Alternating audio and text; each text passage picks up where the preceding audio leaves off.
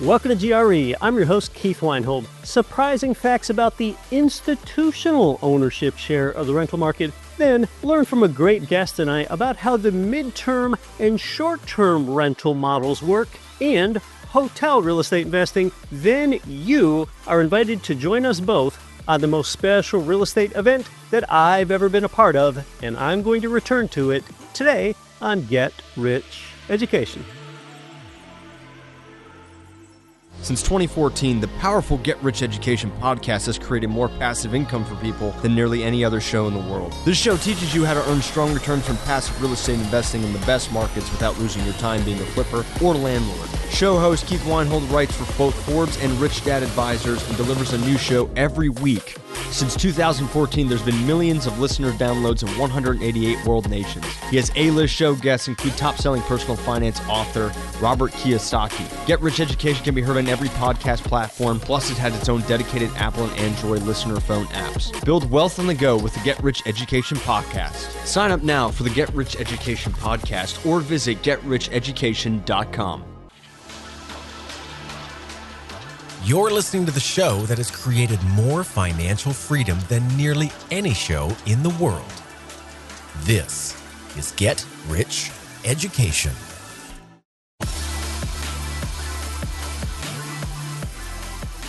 Welcome to GRE, from London, UK to London, Ontario, and across 188 nations worldwide. I'm Keith Weinhold, and you are inside this week's episode of Get Rich Education, where we aren't day trading, we are decade trading with gradual, patient wealth accumulation through income properties, yet with a path that lets you live the good life of options and freedom when you're still young enough to enjoy it. Now, the shorter the period of time that your guest or your tenant stays at your place, the more that the word hospitality gets involved. Hospitality, that word has little to do with hospitals. It almost means the opposite. Hospitality means that you're now giving a warm reception to or entertaining guests or tenants. Well, that's something that you rarely do at a long-term rental. But you do if you're a hotel real estate investor for sure, or maybe even a little in a short-term rental. Then you're into hospitality, like valet parking, having a restaurant, a pool with a swim-up bar, a gym, a concierge desk, or even having a lobby with travel desks of various tour companies right there. That's hospitality. And today, as we discuss midterm rentals, then short-term rentals, then hotel real estate investing, think about how the level of hospitality that you give increases as the duration of a guest or tenant stay decreases. Hospitality is one reason that long-term rental rates for durations of, say, a year or more, well, they have the lowest daily rates and the least hospitality. And hotels with, say, a 2-night stay have the highest daily rates and the most hospitality. This week's show is presented by Ridge Lending Group and Freedom Family Investments. I mean, Ridge is where I get all of my investment property loans and where I do all of my refinancings. And perhaps you should too, because they specialize in working with investor borrowers there. So they know just what you need and what you don't. RidgeLendingGroup.com.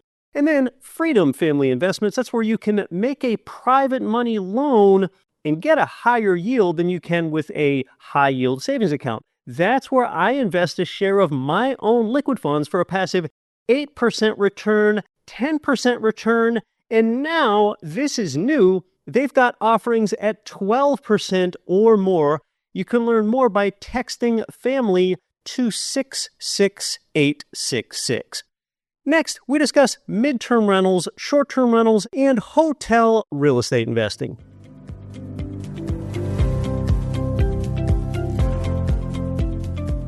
This week, I'd like to welcome in a good, long-time real estate friend. He's been on the show here with you and I before.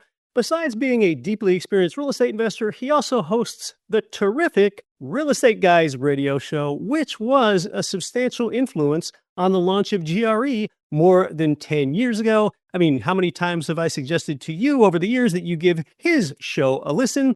He also speaks with some of the best pipes in the industry. Hey, it's great to have back on the show this week the incomparable Robert Helms. Hey, Keith, so good to see you. Thanks for having me back. Let me share with you, Robert is on a very short, exclusive list of people that I credit for being where I am today, from how to host a professional show to being a go-giver. And Robert, before we discuss mid and short-term rentals, in the long-term rental world, generally, just what's important to know in today's residential real estate market? You can take that anywhere you like. Well, I think the big picture has been all about the loans and the interest rates, right? We saw rates go up not only a lot, but quickly, and then kind of come back down a bit. Now they're headed back up. And that just has a big effect on single family homes, primarily to folks who are living in the homes, because they'll make that decision based on the affordability of their mortgage payment and the rest of the costs. Investors, well, we think a little differently. We're not limited by a specific interest rate we'll pay. If I can make 9%, would I pay 6%? Sure. If I can make 9%, would I pay 7%? Well, I might, and so on. So I think that that's something to watch this year for sure. There's lots of reasons to expect that we're not going to see interest rates get back down into the 2s and 3s and 4s like we wish they would stay.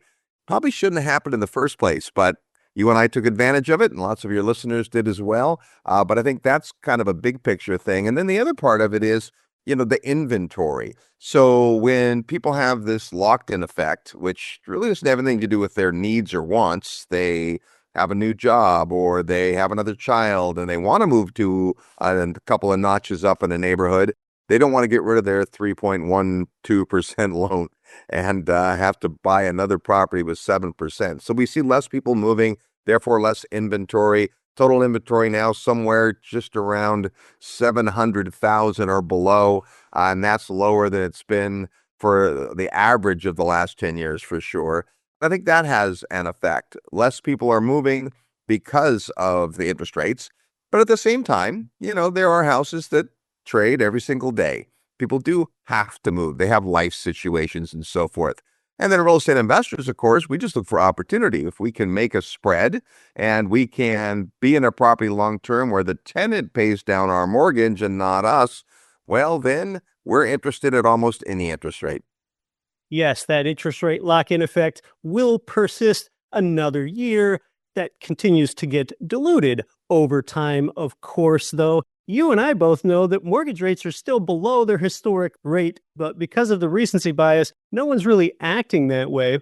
By the way, the first ever rental property I bought had a 6 3/8% mortgage rate 20 years ago, and people were raving about what an incredibly low rate that was back then. But this constrains supply.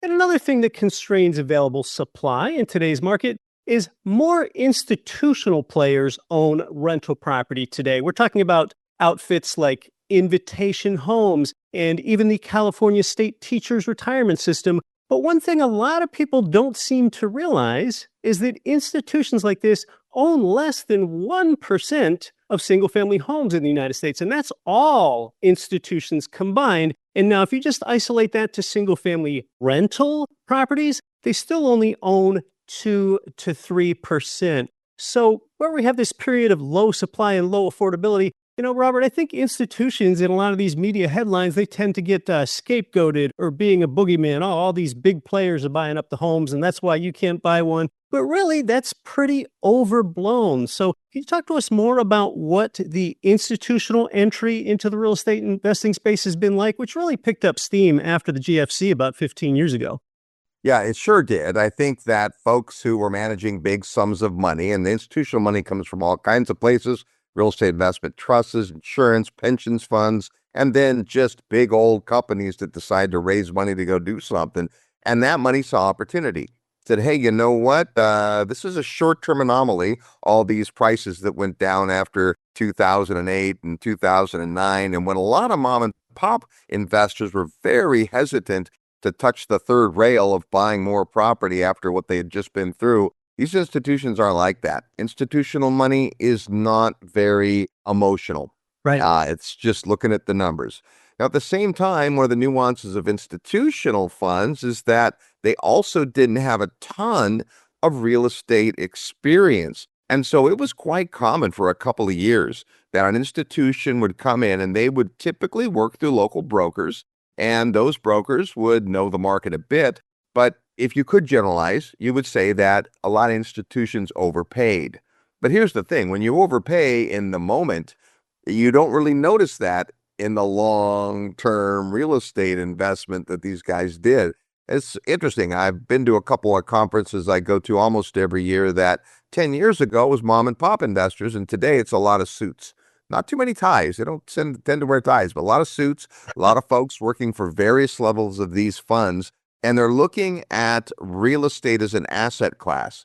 Now, I'm going to argue that real estate's not an asset class like any other, because every share of stock, every ounce of gold, every barrel of oil that anybody buys is discretionary. You never have to invest in the stock market, in the bond market, in cryptocurrency. But you cannot sit out the real estate market from an economic perspective. I don't have to own real estate, but I'm going to have to interact financially. And so it really doesn't operate like other quote unquote asset classes. But what I think the big folks did figure out is that there is stability in real estate.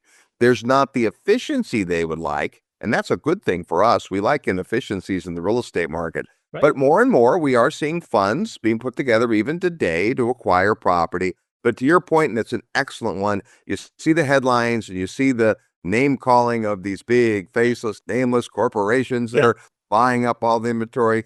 They're not. It is a drop in the bucket compared to what mom and pops own and will continue to own. Yes, and of course, I'm talking nationally when I bring up those 1, 2, and 3% institutional share numbers. It's going to be lower in some areas. It tends to be a higher proportion of buying that the institutions do in Texas and also in a lot of southeastern markets like Atlanta, Jacksonville, Charlotte, and Tampa. Robert, you have a good bit of knowledge and some involvement in the mid-term rental market. We're talking about rentals of 1 to 6 months in duration here. Can you talk to us about trends in the mid-term rental market? Yeah, it's a fascinating area. You know, back in the day, these would be referred to as corporate rentals. So a corporation might lease an apartment and furnish it, and then they would have different people stay there over the years. So the corporation would be responsible for the lease. I had some tenants like this many, many years ago, and it wouldn't be up to me, it'd be up to them who had the keys at the time. And a tenant might stay 6 or 7 months. A tenant might make, 4 or 5 weeks their stay. And so the idea was they needed a place for these contractors who would come in and work for a period of time to stay, but hotels were a lot more expensive. Well, today you see even the folks who got involved in short-term rentals making a decision to invest in people like traveling nurses who come and stay for 4 to 6 weeks, or these clients who will come in and work for 2 months in this location, 2 months in this location, 2 months in another location. And so they will simply stay in a short-term rental type of property for a longer term. And the most expensive things when it comes to real estate are turnover and vacancy. So if we can get the tenant to stay longer and pay a bit of a premium, these are often furnished units and they don't have to worry about much. And we've had a few opportunities where what started out as a 3-week rental turned into a 6-month rental. Because sometimes when they bring these folks on, these companies don't know exactly how long they're going to stay. And it's been a great kind of marketplace. There's a few folks that specialize in it, but my experience is that a lot of the people that have gravitated towards midterm rentals used to be in the short-term rental business thinking they'd rent for 1 or 2 nights. And lo and behold, they'd get a client that would stay for a month and they'd say, hey, this is pretty cool. Some conversion rate there from short-term rentals to these mid-term rentals here. As Robert touched on, you do tend to get more monthly rent for a mid-term rental than you do a conventional long-term rental. You're going to have some expense for furniture there. But Robert, you bring up a great point. You mentioned traveling nurses. And of course, here as real estate investors, we're often interested in who we're serving and what that demographic looks like. I also think of midterm rental clients or tenants as students and digital nomads. And oftentimes it's a person relocating where they just want to check out a place for a few months before they consider setting down roots in an area with a long-term rental or buying their own place. So can you talk to us more about the demographic that we're serving there? Because oftentimes you want to follow their trends. Yeah, very much so.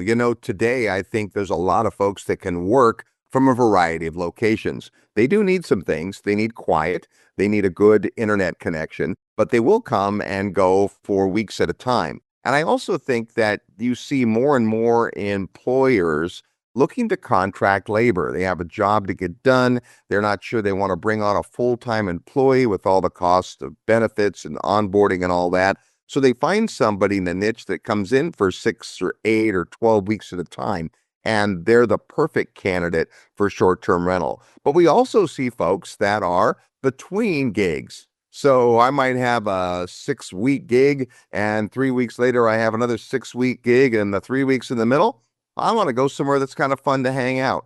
And so you do see those kind of rentals as well. Are most long-term property management companies open to managing midterm rentals? Yeah, good question. There are certainly those that are, but I think we're starting to see a specialty on the aggregator side, folks that are reaching out specifically to the kinds of people who are candidates for midterm rentals from the tenant side and looking to accumulate inventory. So that's been kind of a neat thing to watch. So the focus of most property managers, they're hired by the owner of the property.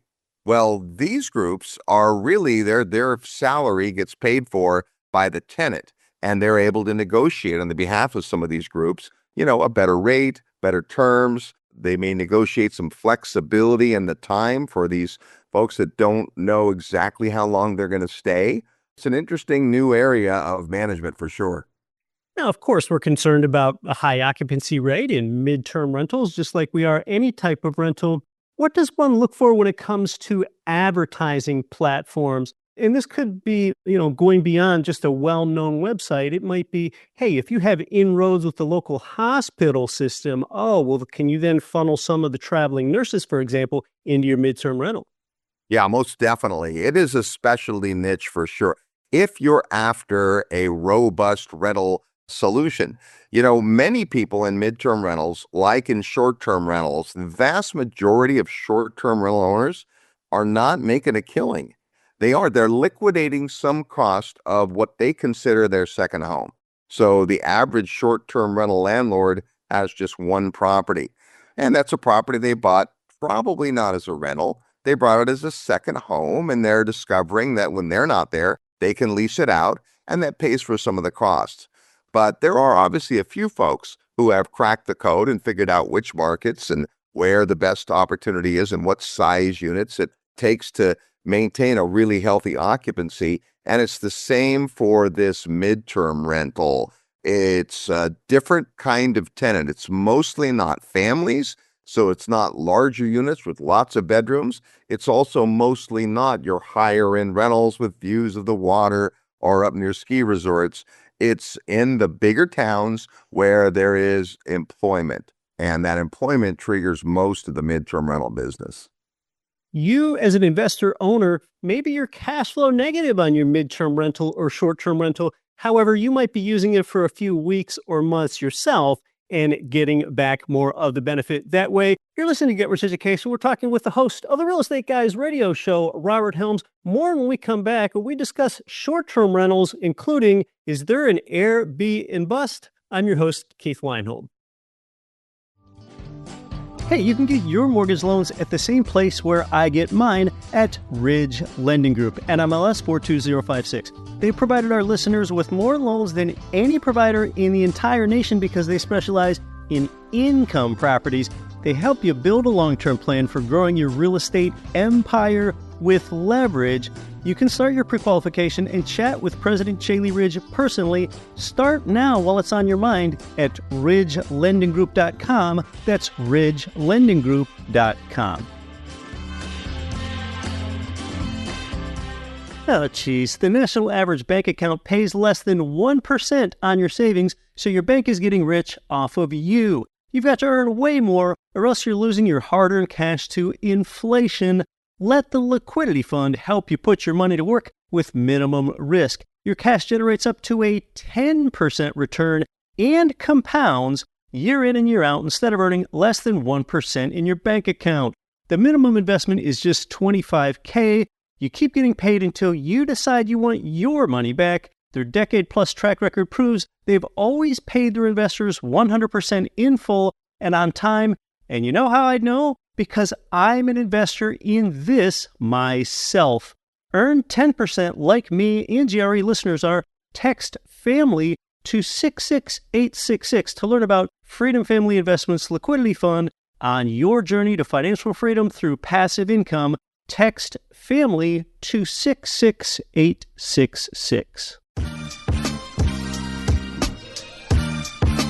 This is author Kristen Tate.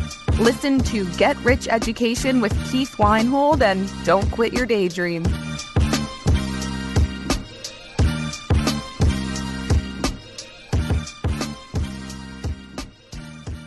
Welcome back to Get Rich Education. We're talking about midterm, short-term rentals and hotels and hospitality with a longtime friend of the show here, Robert Helms. And Robert, a few years ago, there seemed to be this word Airbnb bust that was beginning to be associated with Airbnbs and a lot of the difficulty in that market. So tell us, what was that all about and where are we now with industry trends in the short-term rental market?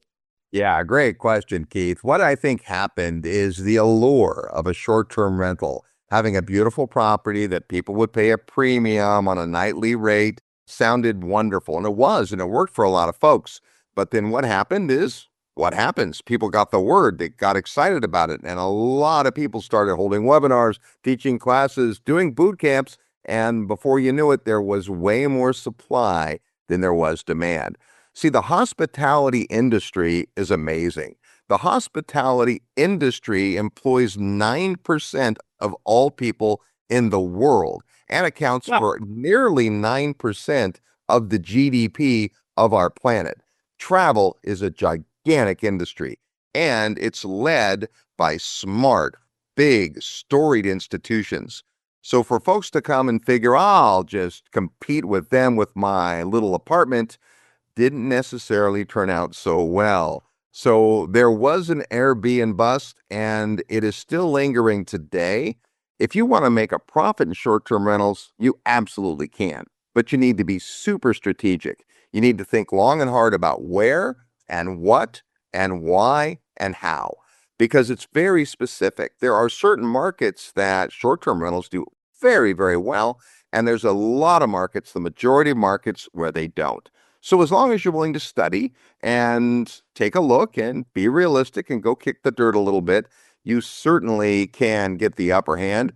And the reason it's exciting is the average person who owns a short-term rental is not professional in any way. They probably don't have too many other rental properties. It's not a big part of what they're paying attention to in their life. And they're simply trying to liquidate some of the costs of ownership. You know, I might rental here or rental there. And the way you can tell, HomeAway, VRBO, Airbnb, most of the hosts, the owners, make their calendars public. And so it's easy to tell how busy they are. It's amazing to me. I'll look at a marketplace and look at a property and see that month after month after month, they're at a 6 to 8% occupancy, which I wouldn't be excited about myself. But for someone who's got a second home, and they don't mind having people stay there for a few nights, they'll pay a premium for that. They legitimately can carve down a lot of their expenses just by renting 6 or 8 or 10% of the time.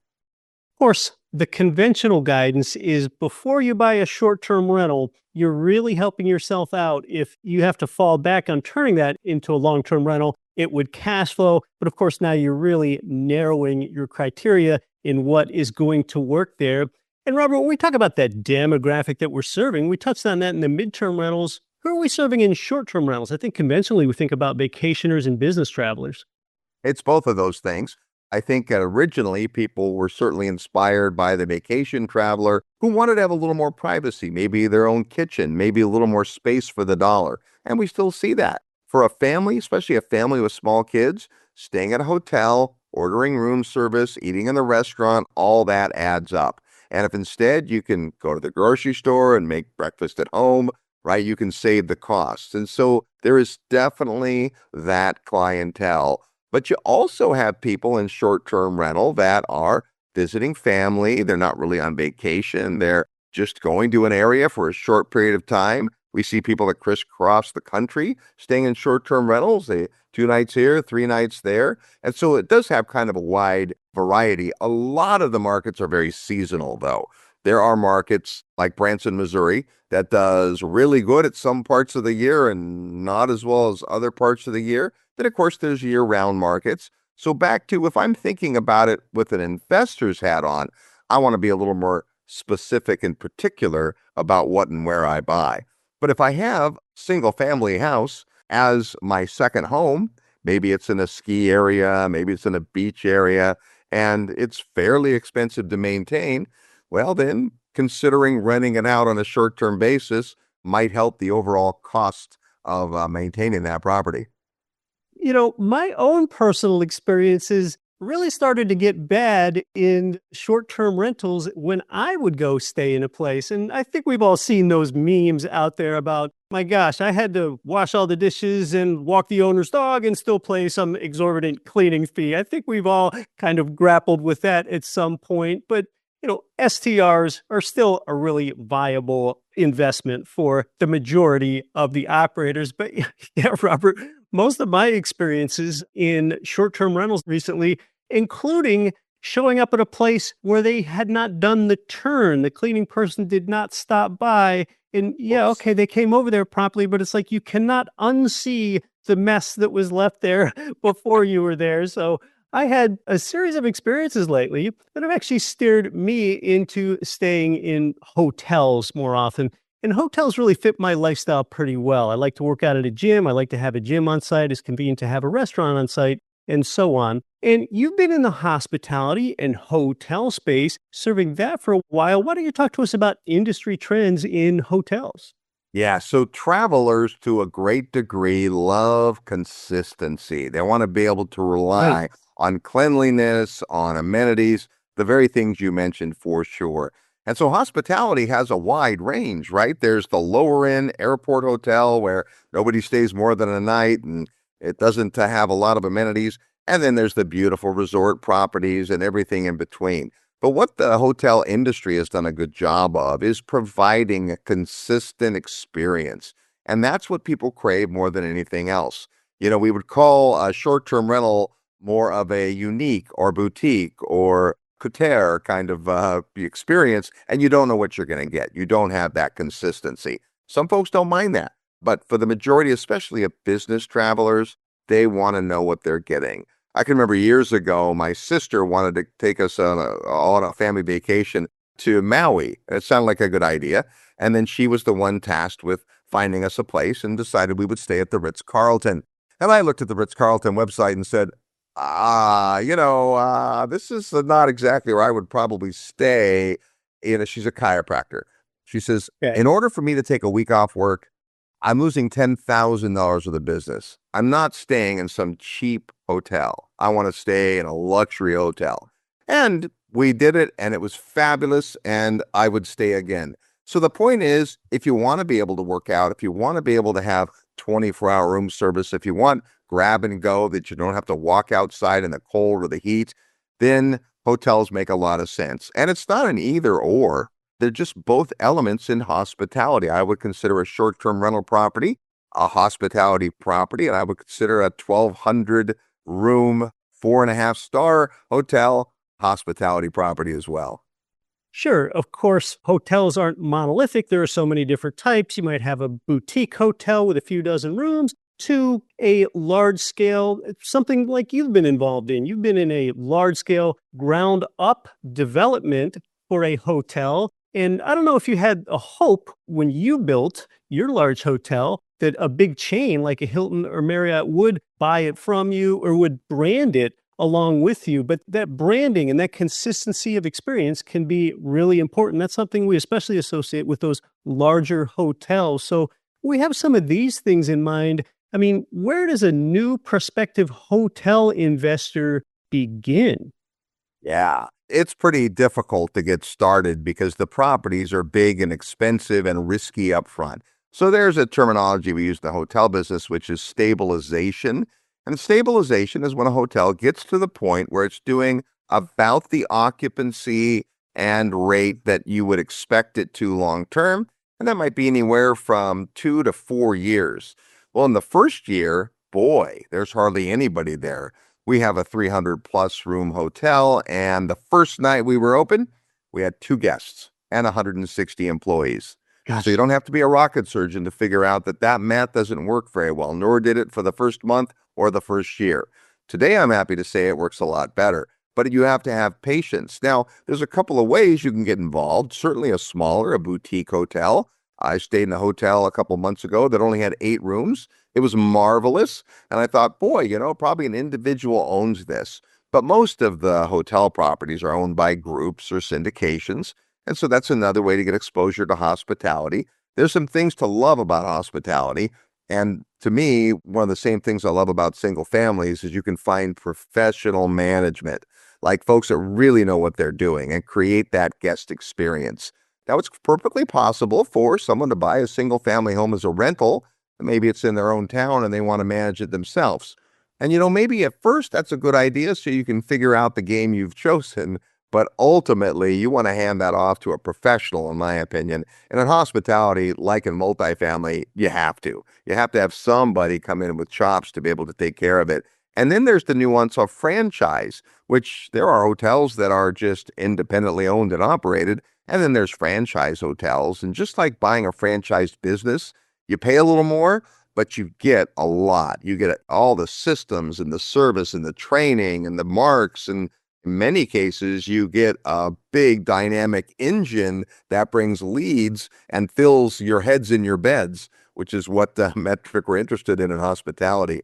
And so when we started, we're thinking about, it might make sense. The market we were in had no branded hotels, and we thought, well, should we be the first? And after doing a bunch of research, I came to the conclusion that, well, it's going to cost something and there's going to be a benefit, but I don't see the benefit outweighing the cost. And we decided not to.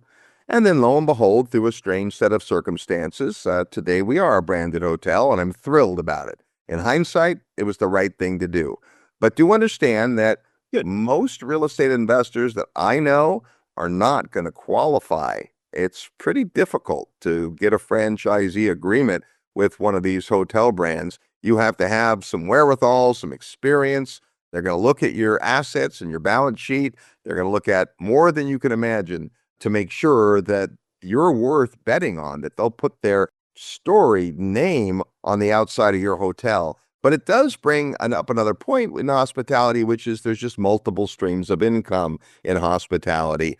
I saw a study last year that showed that in the upper resort markets, the fancier hotels and markets you might go to, that the average person, whatever they spend on their nightly rate in the hotel, they spend 80 to 85% of that per day on all the other things associated with their stay. Now, some of those are going to be off campus, but the more that you can provide to the guests you've already brought onto the property, the more profitable it can be. From resort fees to valets and more. Yes, there certainly is plenty to add on there. Maybe the last thing in hotel investing is if someone wants to get started, what should they even be looking at as far as, say, understanding some of the metrics like RevPAR? Can you give us a quick walk around that? Yeah, so if you're used to investing in apartment buildings or single family houses, you've probably seen the basic income formula. You know how to calculate for loss to lease and maybe vacancy and those things. Well, there's just a few more intricacies when it comes to hospitality, but it's not that difficult. If you just think that you're renting every night instead of every month or every year, and instead of having my turnover be one tenant every 2 years, it's one tenant every 4 days, there's just a lot more to pay attention to. And so the most important metrics in the hospitality industry are obviously occupancy, how many nights our rooms are occupied, and then ADR, which is average daily rate. And that is the rate for a particular unit type on average over some period of time, typically a year. And if you were to multiply occupancy times average daily rate, that gives you a revenue per available room, or RevPAR. RevPAR can be affected, and it's the primary metric that we drive to in the two ways. You can increase occupancy to increase your RevPAR, but in many cases, you don't need to increase occupancy if the market will allow you to raise your average daily rent. We've just gone through in the last year that our occupancy is down about 2% for the year, and our average daily rate is up more than 16%. Ah, So the math works that, follow me on this, with slightly less wear and tear on the units, our owners are making more money. So it is a balance. It's not like I want maximum occupancy. Well, not necessarily. Hardest thing to manage for any hotel is a sold out night. Sounds like a good idea, but you have no wiggle room.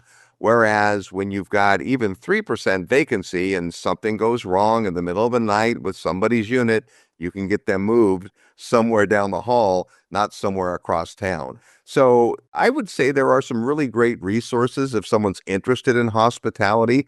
There's a big company called Hotel Valuation Systems, HVS, and they have a lot of great tutorial information available. If you're really interested, go to a conference, a hotel conference, and you'll pick up the lingo pretty quick and meet some of the folks that are in the business. It is historically one of the highest return properties, but also a lot of high costs. And again, expect some negative cash flow at the beginning. yeah. Well, that was great. And you brought up something that I had not thought about before about how 100% occupancy could actually introduce problems in the hotel space. And of course, there are a number of other things to consider: surge pricing, high seasons, low seasons, an awful lot that we don't think about when we're renting out single family homes 1 year at a time. Well, Robert, that's been a great walk around talking about the institutional space, midterm rentals, short-term rentals, and hotels. And you and I have a great collaboration coming up together. Why don't you tell our audience about it? Oh my gosh, I am so thrilled that you'll be joining us again for our 23rd annual Investor Summit at Sea. This event we do once a year, and by its name, you can probably tell that the majority of it happens on a cruise ship. We spend 2 days in beautiful Miami at a great hotel. Then we jump on a luxury cruise ship for 7 days. On the days that we're at sea, it's workshops and seminars and panel discussions and roundtable lunch discussions and all kinds of fun. And on the sea day, on the land days, we go have a good time together. It's extraordinary. You've been with us before, and I'm super excited to have you back with us on faculty, and excited that we're going to get to brainstorm a little bit with a couple other podcasters. So some of the OGs are going to be on this particular summit. Yes, it is June 20th to 29th this year, where we spend the first 2 days on land in Miami, and then we spend a week cruising to the Bahamas, St. Thomas and St. Martin. We're doing it on a beautiful ship, the Celebrity Beyond. So as one of the faculty members, you'll get to see me do a 50 to 60-minute presentation, a couple of lunch roundtable discussions. I might be on a panel or two, and I'll also host a table for dinner each night where participants like you rotate around at the tables, and that way you get to chat directly with most or all of the faculty members that way. Yes, Robert, I was there in 2016 as an attendee. It's great to finally come back as a faculty member. I will be putting the second pepper on the necklace. All right. Well, it's going to be a ton of fun. And the great thing about it is we have people from all over the world that come, and you get in these awesome conversations. You go to a 1 day or 2 day seminar and you get to connect with some people. But boy, and this week you're going to have a chance to meet all kinds of folks. And the faculty is amazing. Our mutual friend Ken McElroy will be back with us for his 12th year. Peter Schiff's going to be back with us again. We've got George Gammon coming, Brian London, who runs the New Orleans Investment Conference that you and I usually rub shoulders at, and a ton more. Just a really great time. And if you're serious about collapsing timeframes, you can get more done in 9 days on the Investor Summit than you can probably get of 2 years of just haphazardly going to conferences and watching webinars and listening to podcasts. You will see what we mean if you attend about putting a pepper on the necklace and what that is all about. I can tell you from attending in 2016, just one previous appearance there, it is the greatest real estate event that I have ever attended. It's really immersive. It's really fun. Of course, you get off on these ports, and there's a beach component to it as well. It's not a low-cost event, but as I like to say, it's not cheap, but neither are you. It is an investment, that's for sure. I think it's important that you approach it that way, right? As investors, we demand a return on our investment, and you should do that on the summit. Don't just show up and have a party time. That'll be great. It'll be fun, but be strategic about who you want to meet, who you want to hang out with, and who you want to learn from. The faculty is like no other. We'll have at least 15 faculty members. There's a couple more that we're working on whose names you would know, but we are not ready to announce yet. But it's going to be so much fun. Oftentimes, the best people you meet at dinner, or you meet at the beach, or you meet out on deck. So we'd love to have you join us. And tell you what, if someone is listening to your show, Keith, and they would love to have dinner with you, all they have to do is let us know that when they register. Say, I want a chance to have a meal with Keith, and I think we can make that happen. Oh, that's great. And, Robert, it's rare. It's the type of event where even though it's been 9 years since I was there, you develop such a close kinship with the like-minded attendees that, I might see someone that's a Facebook friend now, Steve or Dave or something, and I'll always remember, oh, yeah, I met Steve on the Real Estate Guys Investor Summit to see. It's almost like a relationship you would have with like a long ago high school classmate. To be around each other for 9 days in all these places, it just kind of brings this different element to it. You can learn more at investorsummitatc.com and get registered there. You can see my smiling face in the faculty section along with the other faculty members. But remember, it's really about all the other people that you meet. You have any last thoughts about the terrific Investor Summit at Sea, Robert? I would just say that in life, we tend to regret the things that we don't do a lot more than the things that we do. So get on board. You'll have an amazing time. No matter how great we say it is, it's better than that. It's like summer camp for the affluent. When you went to summer camp as a kid, you didn't want to go, you weren't sure, and by the end, you were lifelong buddies. It's like that. It's investing on steroids. The photo ops are amazing, and you'll meet super cool people. Plus, you'll get to hang out with Keith and I. So I would say join us for the 23rd Annual Investors Summit. There's wisdom out there that says you should say no to more things in life. And in one tranche, that makes sense. And you also need to say yes to more things in life. That fits the category here with the Great Investor Summit at Sea. I really anticipate it. It's one of my biggest events of the year. And Robert, it's been great having you back on the show. Thanks so much, Keith, and appreciate your listeners listening in today. Don't quit your daydream. Well said.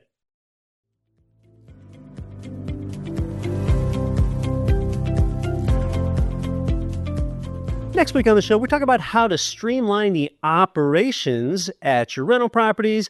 Is it better to own rental property with, say, 2 bathrooms rather than 1? Or is that just another faucet that can leak, and shower that can leak, and toilet that can clog? And the pros and cons of allowing your tenant to have a pet in your rental unit. It's those sort of operational things and more that we help you improve next week right here on the GRE podcast. It's interesting about investing in a hotel to such a large scale that you can court major franchise branding like with Hilton, Marriott, Wyndham, or Hyatt, which Robert has successfully done, and I have visited that property of his with him in person, and it's amazing what he's done there. And you know something? I have rarely met an American or any global resident that is averse to staying at a branded hotel. I mean, that only seems to be an attractant. Now, in the U.S., some people, they used to dislike franchise restaurants. I even remember people saying, hey, we don't need another chain restaurant in my town, but I've never seen people scorn chain hotels. And today, I mean, in the here and now, people seem to want both franchise restaurants and hotels. I mean, today you're more likely to hear something like, hey, when is our town getting a Chick-fil-A? Why don't we have one yet? And of course, there is plenty of opportunities in these shorter-term stay spaces without ever attracting a branding deal. Major thanks to the terrific Robert Helms today for his keen insight on shorter-term rental real estate. This event, June's Investor Summit at Sea, is such a good time, and Robert really knows how to host it and make sure you have a good time. After doing it for more than 20 years, it is a rich, immersive experience with people, places, learning, and relationship building. It's the type of experience that you just can't get from an Instagram reel. It does draw attendees worldwide, although most attendees were from the US when I was there that one previous time. When you register, if you want to make sure that you get dinner with me, let them know and we'll make it happen, because we know that you haven't heard enough of my voice every single week for more than a decade now, right? In my opinion, it is the crown jewel of world real estate investing events. Start at investorsummitatSea.com. Until next week, I'm your host, Keith Weinhold. Don't quit your daydream. Nothing on this show should be considered specific, personal, or professional advice. Please consult an appropriate tax, legal, real estate, financial, or business professional for individualized advice. Opinions of guests are their own. Information is not guaranteed. All investment strategies have the potential for profit or loss. The host is operating on behalf of Get Rich Education, LLC exclusively.